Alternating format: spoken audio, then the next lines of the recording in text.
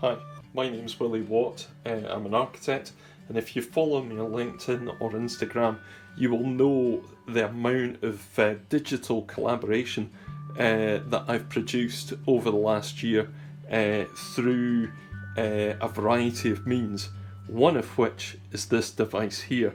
Lots and lots of people have been asking me how I produce all of my work, and this is a key factor in that production. It's the Kamvas Pro 20, and it's a graphics display tablet. So what is a graphics display tablet? Well, you know, it's something that you'll link up to your computer. It doesn't think on its own. It is a user interface on a computer. It can work with an Apple device, or it could work with the Windows environment, and that's the environment that I use. But the great thing is that you can actually use a pen on it. So I've used HUION. I've used HUION now for over a year. This is my second tablet. I previously had a Kamvas Pro 22, just an older generation. This is the one which is currently up to date, and I use it to manipulate drawings. I use it to collaborate with others. I use it to overmark drawings. I use it to create artworks from scratch. There are so many ways that I actually use it every single day of the week. So, HUION are based in China, and that I don't think should put anybody off. You know, you could see right from the get-go that it's actually presented really, really well. The retail box looks terrific. You know, if you were to get that, it sort of inspires confidence. It also, you know, if it's a gift or something like that, then actually it's a really attractive thing to get. But obviously the box is only skin deep. What's inside the box, and what does a graphics display tablet look like? Well, here we go. That's what it is, and effectively that works in tandem with my computer that you can see over here, and it's connected via HDMI and USB, and it basically operates as a secondary screen in the setup that I have, so that I could drag content from the computer over onto my second screen and then work away with it using the included touch-sensitive, tilt-sensitive pen. More of that in a second. So you could still see my standard Windows desktop that I have at work, and what I've done here is that I've dragged over Autodesk Sketchbook Pro, which is one of the main programs that I use. So if I maximize that up, you could then begin to see the environment that I'm in, and then begin to see the fact that the pen works as a touch device. So you could see that the interface is exactly the same as you would have on the standard display on your computer. It's very similar to what you would see on an iPad and so forth. This is one of the drawings that I produced over the course of the weekend in Maryborough in Queensland in Australia as part of their urban sketching festival over the bank holiday weekend. But before we get into that, what's included in the box?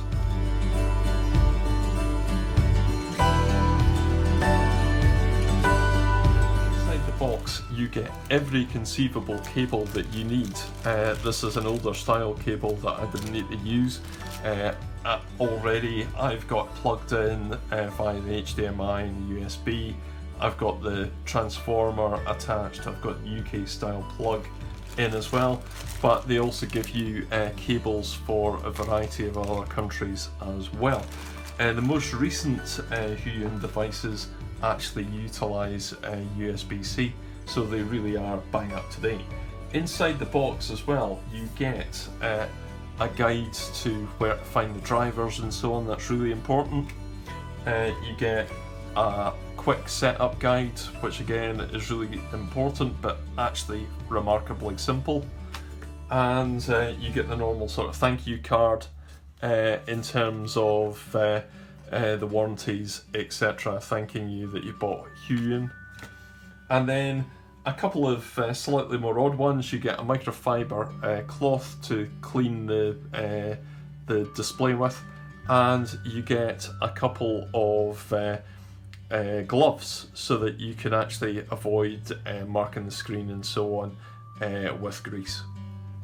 So HUION really kit you out, and the most important thing is obviously the display, the stand, the pen, and the pen holder. And the pen holder actually contains, for those who are uninitiated, a number of nibs, etc. once you actually manage to open it up. So you can see replacement nibs and actually a nib remover there as well.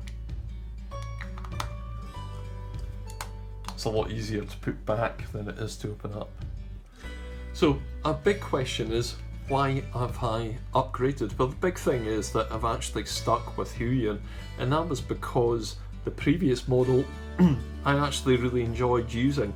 But the big thing about this particular screen is that it's just a leap ahead. It is their current 20-inch model, and it provides a battery-free pen, so there is no need to charge that. It basically works directly off the screen. It's paired out of the box, and it comes with 8,192 levels of pressure sensitivity and 120% sRGB gamut, which really makes the screen very vibrant, and it is a fully laminated screen. That screen is 496 millimeters measured across the diagonal. Now, the big thing about the laminated screen is that it means that there is no parallax between the pen nib and what you're actually drawing on the glass. So if I begin to draw very faintly there, you could see that the pen actually follows the line of what has been drawn on the screen very, very accurately. Now, this particular pen setup, I can draw very faintly, and then I can gradually increase the pressure, and you can see that as I increase the pressure, the pen becomes thicker and thicker. And obviously that creates lots of opportunities when you're actually drawing, and if I just draw that, you could see that that is actually a very straight line, a little bit wiggle there. But the faster you draw, the straighter it is, and it's only really that little bit there where there was a little bit of a wiggle. But you could see that really the pen is very sensitive and actually very accurate. The big thing about the lamination is that it means that it eliminates a thing called parallax, and that is the distance where you actually read the thickness of the glass. But because the display is actually laminated on the back of the glass, that really eliminates that. Now, what it does is it really allows you to start to draw shapes, etc. very accurately, so that you actually join corners, etc. as you would on a natural drawing on paper, because you actually see where you're going, and you can actually make these things line up, and you can actually hatch accurately and things like that, or as accurately as I do. But you could see that you can actually use a single pen in a variety of ways. So if you want to hatch, you could do that. But equally, if you actually want to fill in an area of colour, then equally you can do that, you know. So it's a very flexible device in terms of the way that you actually want to use it. Now, I've already mentioned the stand. I quite enjoy working on quite a vertical surface, but you can actually reach behind, and there is a lever on the back, and you can then actually drop that down so that it is flatter. And there are a variety of ways in which you can then actually position yourself and work away so that you're actually working ergonomically the way that you actually want to work. Now, generally that is really quite stable. You could see that there isn't a lot of movement on that, so even if you were working on the extremities of the drawing, then you know you wouldn't really move the screen. A big thing to actually also note is that I can touch that and it's not going to influence the drawing. It's only the pen that actually makes the drawing work. So you're not going to get accidental marks and so on the digital drawing that you're actually trying to create. The one thing that I would say is a bit of a drawback, slight drawback, is that if you actually want to put the board into a sort of traditional drawing board mode and actually get it really quite flat, then actually it does begin to wobble, and you can see that it is just sort of moving around. I'm deliberately moving it around, but it is capable of moving around. The problem is that at the front edge there isn't a couple of feet that would just actually connect onto the work surface just to give it a little bit of stability. I dare say very clever people could retrofit that, but it's a little bit of a shame that that doesn't come straight out of the box. So I'll put that back up to my natural drawing angle, which is about there. So I'm deliberately showing this drawing of Maryborough in Queensland in Australia, just because I drew it so that the colours popped and you could really see the vibrancy of the screen in this particular view. I think the other reason for showing this particular drawing is that it's an example of the sort of mixed media techniques that I'm actually using. That this was actually, that particular drawing was drawn on this device, which is a Wacom SketchPad Pro, and it's another digitizing tablet. It's a black and white one on this occasion, and you could see that actually the unusual thing about it is that it contains a paper sketchbook, and the pen that I work on this is either a Wacom ballpoint or a Wacom fineliner, and it basically records the drawing digitally in its own memory, and then I can then actually download that into a Wacom Inkspace app and then manipulate it and export it in a variety of formats, including PDF, SVG, PNG and JPEG.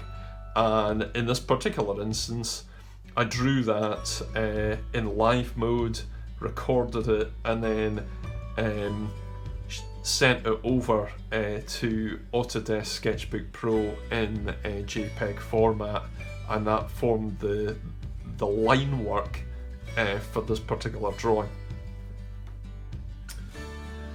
And these are the two Wacom pens.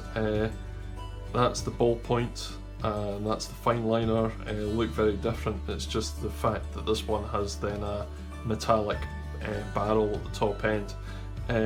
So they are actually a very traditional way of drawing, and I must admit I just actually quite enjoy the fact that I create both an analog version of a drawing and a digital version, and then actually mash it up by then taking it into the graphic display tablet as well.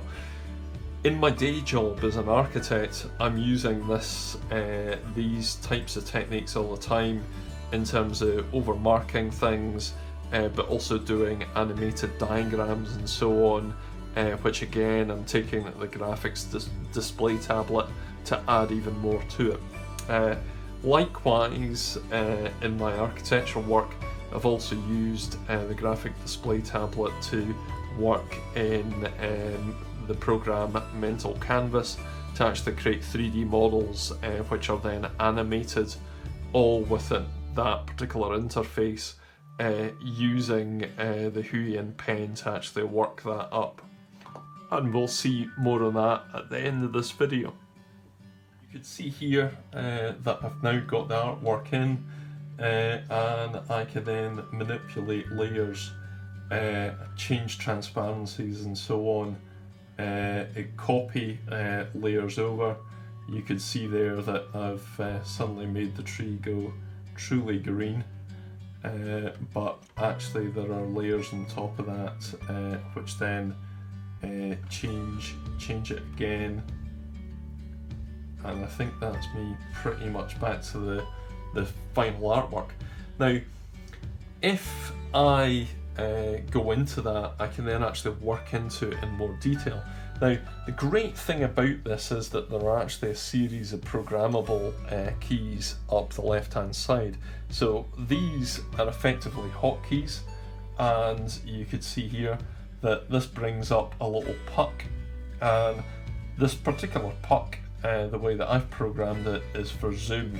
So I basically work diagonally, and I zoom in. I could then actually drag it around depending on how I actually want to work. So I can then actually go into it. I can set a new layer,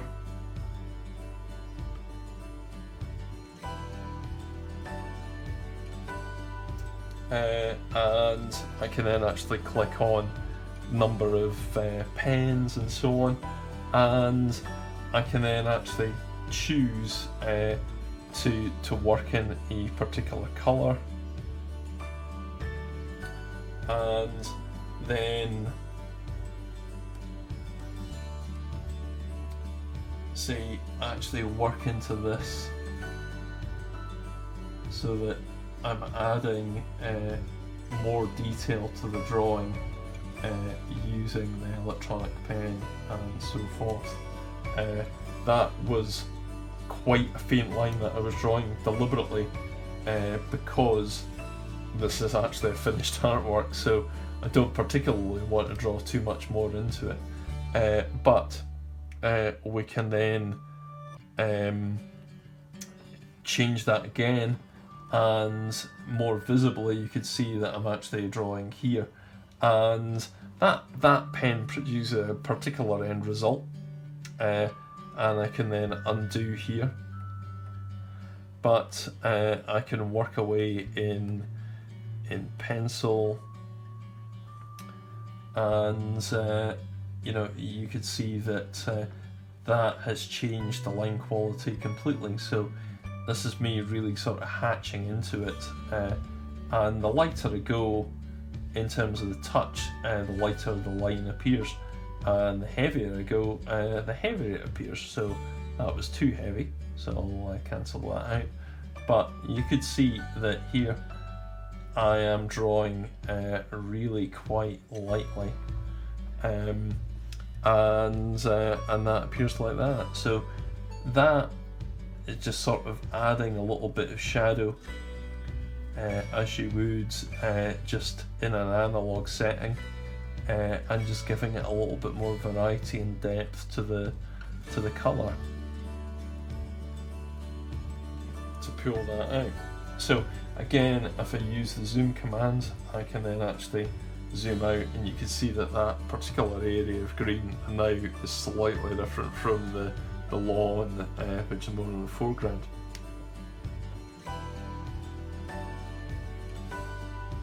So that's basically it.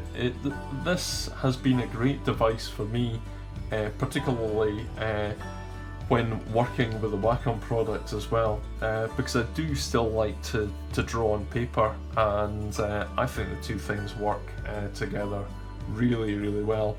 But I've used this particular device and the device that I had before, you know, constantly during lockdown, and it's produced so much work at the practice, in terms of the design work that we've been doing, but so much of my digital art as well.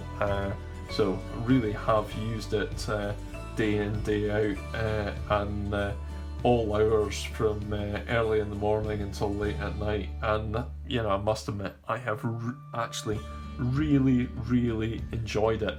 This has been a really liberating artistic experience. It's been a huge amount of fun, and I think that is actually something that you have to really think about, because it actually unleashes creativity, which you know, we need to have more of. Thank you very much.